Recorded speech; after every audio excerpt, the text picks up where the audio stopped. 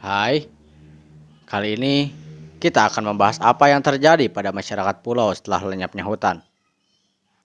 Yo, saksikan videonya sampai akhir.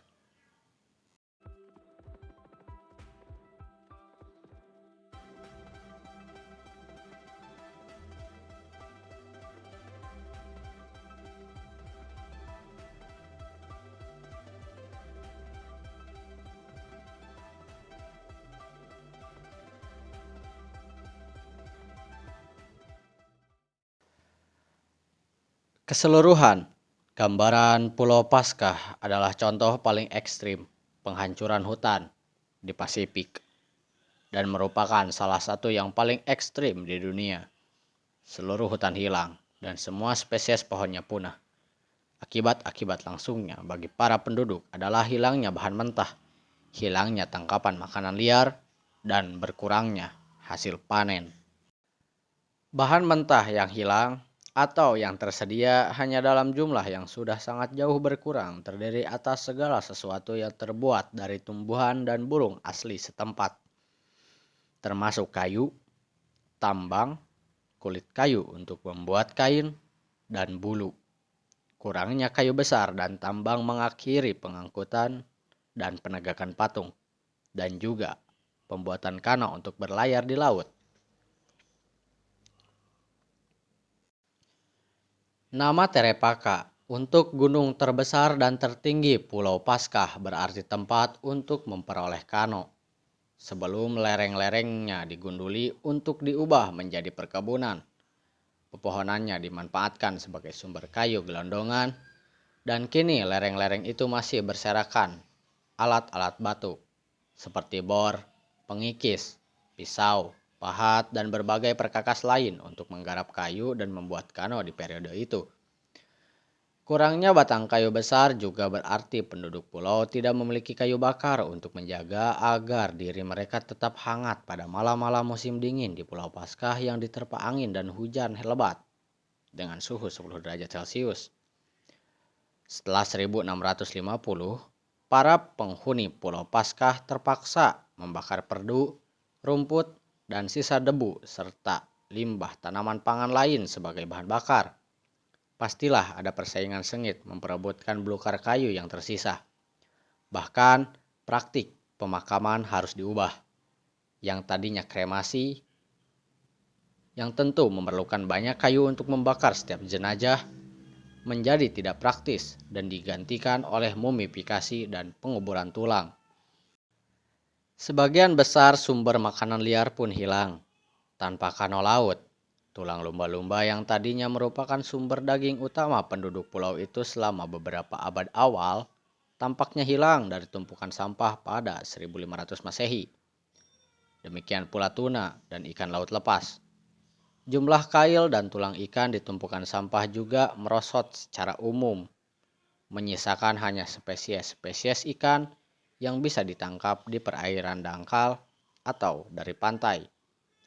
Burung darat menghilang sepenuhnya, dan burung laut berkurang menjadi populasi sisa yang merupakan sepertiga dari spesies asli Pulau Paskah. Berbiak terbatas di beberapa pulau kecil lepas pantai. Buah palem, jambu bol, dan semua buah liar lain menghilang dari diet. Kerang-kerangan yang dikonsumsi berasal dari spesies yang semakin kecil dan individu-individunya juga semakin kecil dan sedikit. Satu-satunya sumber makanan liar yang tetap banyak tersedia adalah tikus. Selain penurunan drastis dalam hal sumber makanan liar, hasil panen juga berkurang karena beberapa alasan. Penggundulan hutan menyebabkan erosi tanah secara lokal oleh hujan dan angin, seperti yang ditunjukkan oleh peningkatan besar kuantitas ion-ion logam dari tanah yang terbawa ke dalam inti endapan rawa-rawa Flanley. Misalnya, penggalian di Semenanjung Poike menunjukkan bahwa tanaman pangan pada awalnya ditumbuhkan di sana berselang-selang dengan pohon-pohon palem yang dibiarkan tetap berdiri, sehingga tajuk mereka bisa menaungi dan melindungi tanah dan tanaman pangan dari dampak matahari yang terik, penguapan, angin, dan hujan langsung. Penebangan habis pohon palem menyebabkan erosi besar-besaran yang mengubur Ahu dan bangunan-bangunan di bawah bukit dengan tanah, dan yang memaksa ditinggalkannya ladang-ladang Poike pada sekitar 1400 Masehi. Begitu padang rumput menguasai Poike, pertanian kembali berlangsung di sana pada sekitar 1500 Masehi. Namun kembali ditinggalkan seabad kemudian dalam gelombang erosi kedua. Kerusakan-kerusakan lain terhadap tanah yang diakibatkan penggundulan hutan dan hasil panen yang berkurang antara lain kekeringan dan penggelontoran zat hara. Para petani mendapati diri sendiri tanpa sebagian besar daun, buah, dan ranting tumbuhan liar yang tadinya mereka gunakan sebagai kompos. Itulah akibat-akibat langsung penggundulan hutan dan dampak lingkungan manusia lainnya. Akibat lebih lanjut dimulai dengan kelaparan, penurunan tajam populasi, dan terjerumusnya penduduk ke dalam kanibalisme. Kesaksian para penduduk pulau yang masih hidup mengenai kelaparan dikonfirmasi secara grafis oleh peningkatan jumlah patung-patung kecil yang disebut moai kapa-kapa, yang menggambarkan orang-orang yang kelaparan dengan pipi cekung dan tulang rusuk yang menonjol.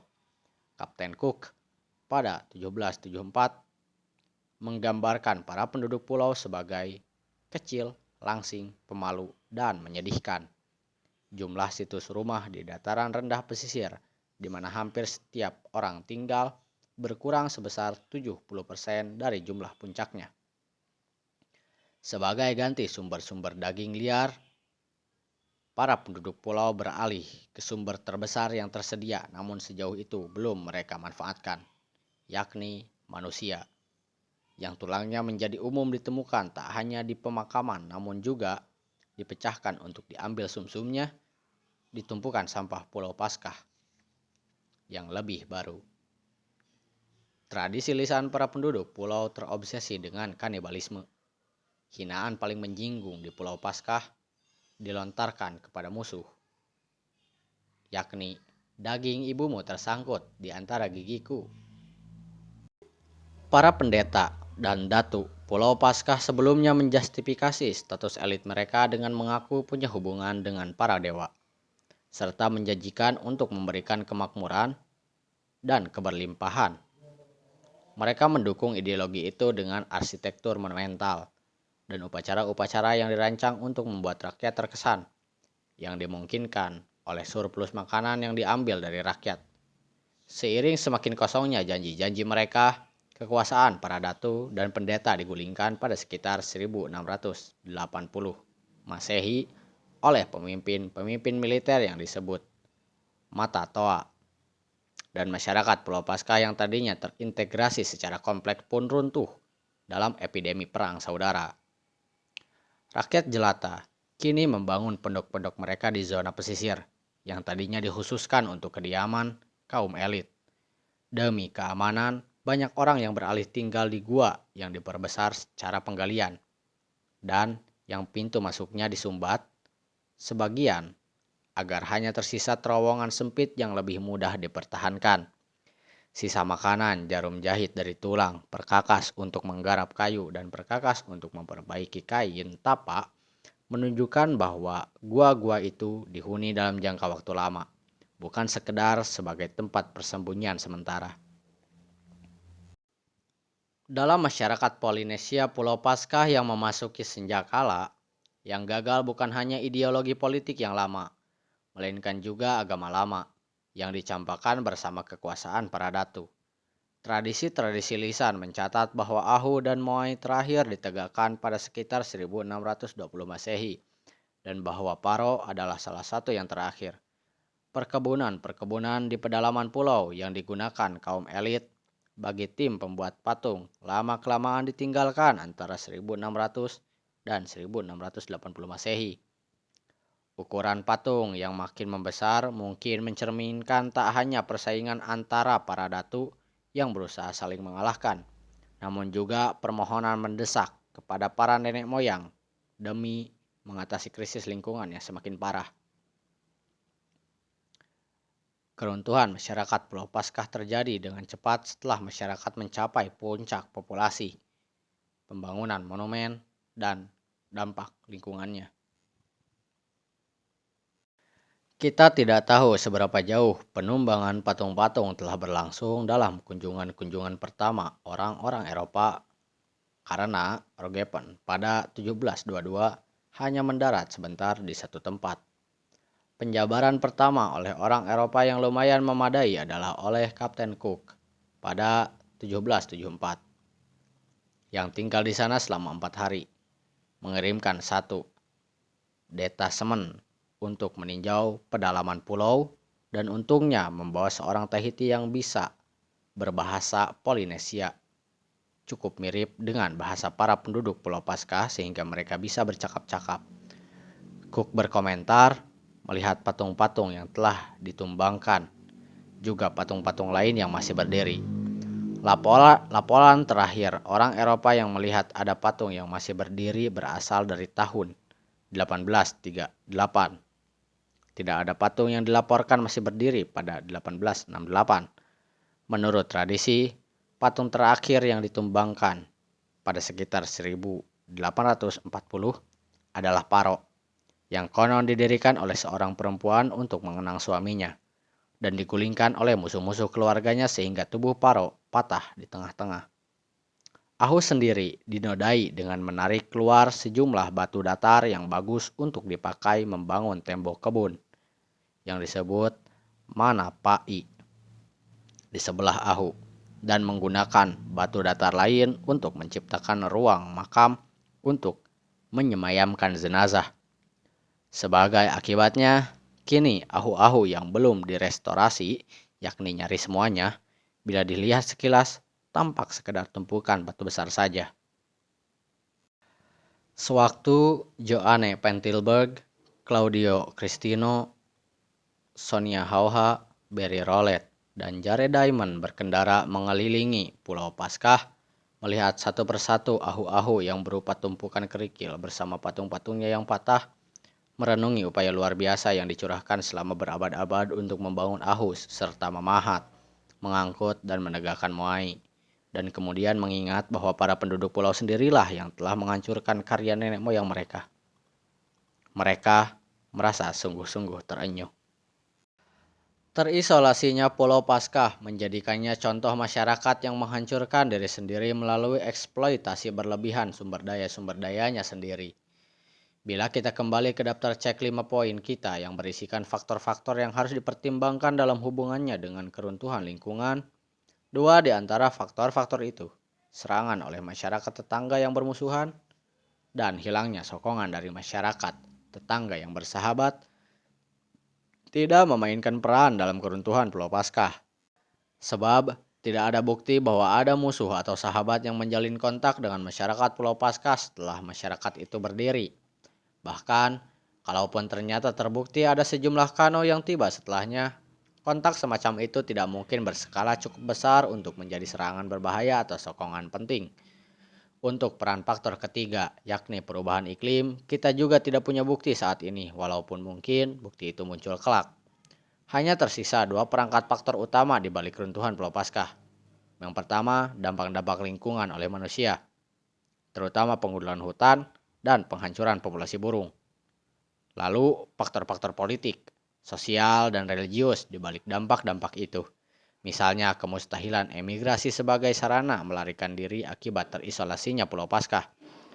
Fokus terhadap pembangunan patung karena alasan-alasan yang telah kita bahas dan persaingan antara klan-klan dan datu-datu yang mendorong penegakan patung-patung yang lebih besar dan membutuhkan lebih banyak kayu, tambang, serta makanan.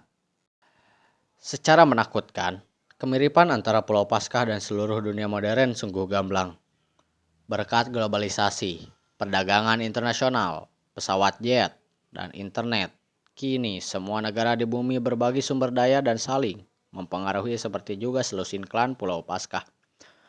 Pulau Paskah Polinesia sama terisolasinya di Samudra Pasifik dengan bumi kini di luar angkasa yang juga terisolasi. Ketika penduduk pulau memenuhi kesulitan, mereka tidak bisa kabur kemana-mana ataupun meminta tolong dari tempat lain. Kita manusia modern pun yang ada di bumi tidak bisa melarikan diri kemanapun bila masalah-masalah kita bertambah gawat. Itulah alasan mengapa banyak orang melihat keruntuhan masyarakat Pulau Paskah sebagai suatu metafora, suatu skenario paling buruk atas apa yang mungkin menimpa kita di masa depan. Tentu saja, metafora itu tidak sempurna. Situasi kita berbeda dalam beberapa segi penting dari penduduk Pulau Paskah abad ke-17. Sejumlah perbedaan itu semakin meningkatkan bahaya kita. Misalnya, bila beberapa ribu penduduk Pulau Paskah dengan hanya perkakas batu dan kekuatan otot mereka saja sudah cukup untuk menghancurkan lingkungan mereka dan karenanya menghancurkan pula masyarakat mereka, tidakkah miliaran orang dengan perkakas logam dan kekuatan mesin bisa menyebabkan kehancuran lebih parah?